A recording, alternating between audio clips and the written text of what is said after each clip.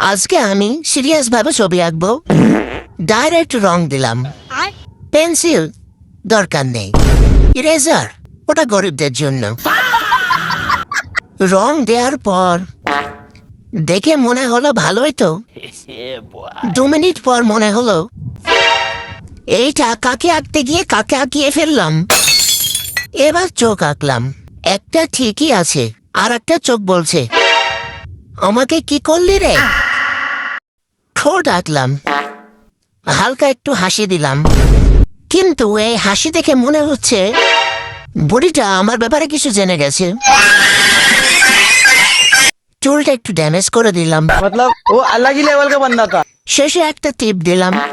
বুড়িটা এখন আমাকে বলছে আমাকে আঁকতে গিয়ে কাকে বানালি রে। আমি চুপচাপই রইলাম। এই হলো আজকে ডাইরেক্ট রং এটা। मतलब वो अलग ही लेवल का बंदा था। তো দেখা হচ্ছে পরের পরিশ্রমে।